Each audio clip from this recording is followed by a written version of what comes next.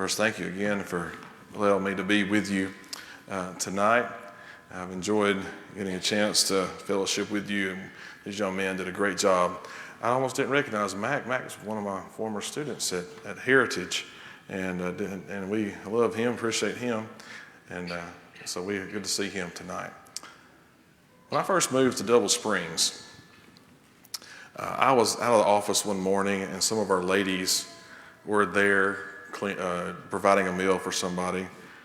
And somebody called the church building. They had gotten a copy up into Lawrence County over in Moulton of one of our house-to-house, heart-to-heart. And my name was on it, and my phone number and everything. Then it was just the church number. Now it's my cell phone number. And I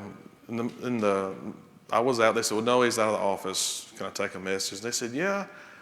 Man, I am sure glad Justin straightened up his life. He used to be, but I am just thankful he's right with the Lord, and went on and on and on. And I had been there about a month, okay? And so I come back in, and so one of the ladies comes, and she comes, my door was open, and she comes, and she hands me the message, and she says, is there something you should tell us? More to your background? And I was really kind of weirded out about it, and I was like, no, not really.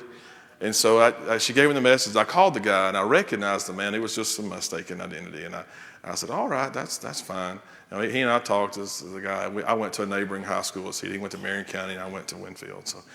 Anyway, a few years later, somebody called. He's now as a missions deacon.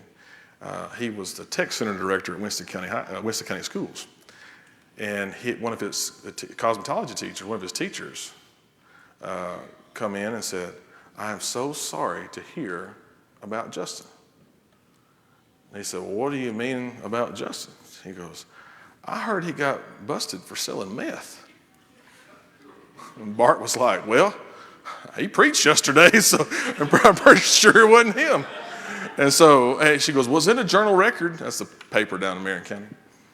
Anyway, and he said, well, it wasn't him, whatever, and he kind of brushed it off. Well, I think this was a 2014 midterm election.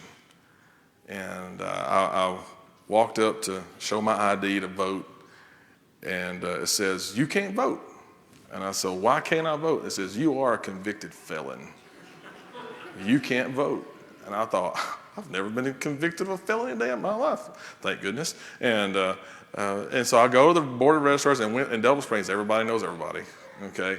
So I get in there, and I walk in, and I said, this woman worked with my wife for a long time. I said, Brenda, and I had to go get a background check. The only way I could do that was to get a pistol permit. I don't even carry a pistol. So I walked down to the sheriff's office and got a background check, bought a pistol permit, walked it back up to the registrar's office, and they cleared me to vote. That's happened 2 other times. We say, Justin, there's got to be more to the story, and there is. Okay. There is another Justin Guin, and any Jerry Clower fans in here? He says, if I'm lying, I'm dying. Okay. We have the same birth date.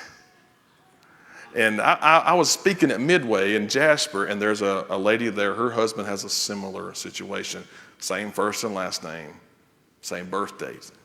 I'm sure we're related distantly, and our identities have been mistaken several times. I've never met him. I've met his mother a few times.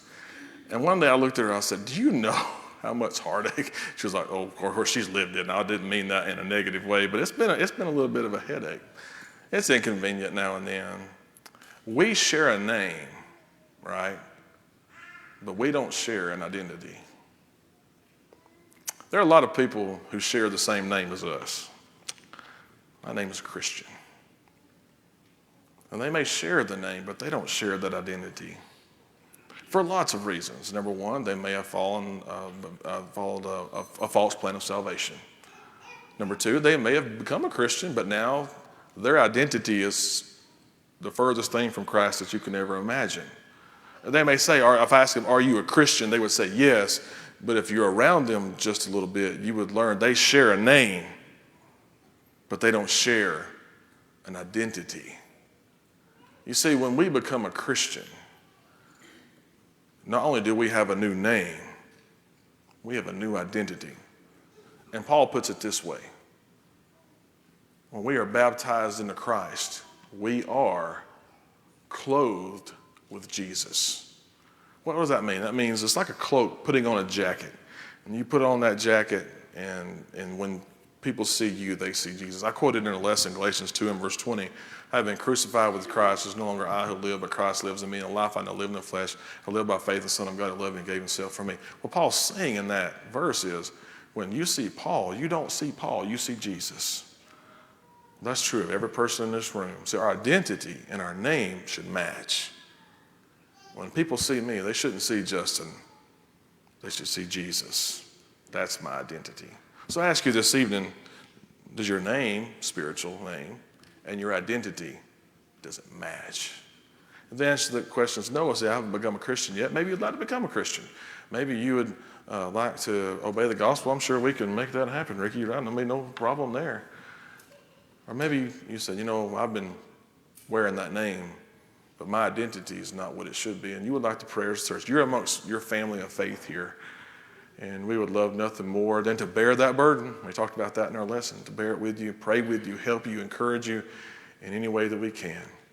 The Lord's invitation is extended to you now as we stand and as we sing.